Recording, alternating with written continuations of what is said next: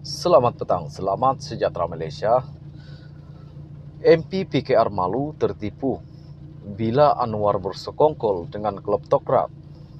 Ahli Parlimen MP PKR Pasir Gudang yang lantang bersuara Hasan Abdul Karim akhirnya sedar tertipu dengan perjuangan pengasas reformasi Malaysia Datuk Seri Anwar Ibrahim yang kini sanggup menggadai prinsip demi mendapatkan kuasa.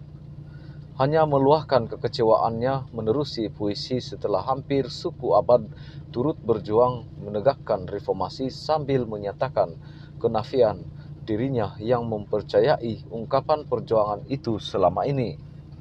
Beliau melahirkan kekecewaannya setelah Anwar melantik kumpulan kleptokrat dan individu terlibat dengan skandal serta kes jenayah termasuk rasuah ke dalam kabinet baharu Kerajaan PH dan UMNO.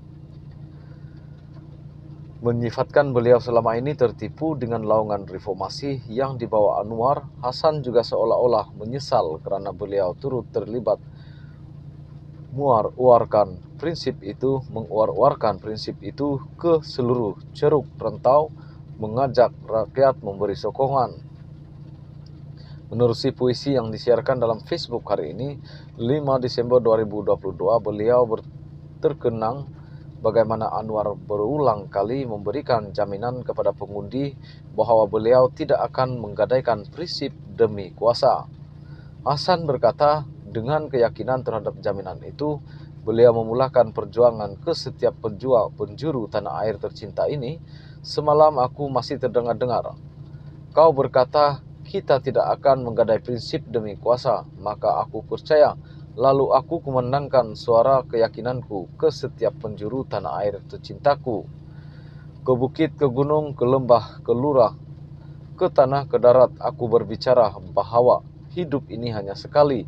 Maka marilah kita rakyat, warga bawahan rakyat jelata demi keadilan kita bersama. Aku seru kita bawa perubahan hakiki yang kita panggil reformasi, tulis beliau untuk menyatakan kekecewaannya setelah Anwar menggadai prinsip perjuangan dengan menjadikan kleptokrasi sebagai rakan membentuk kerajaan pusat.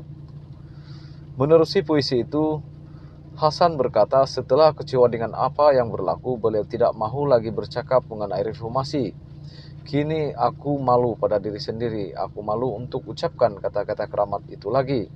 Separuh jiwaku telah mati, aku merasa tewas kita menang tanpa integriti seperti ini, tulis beliau.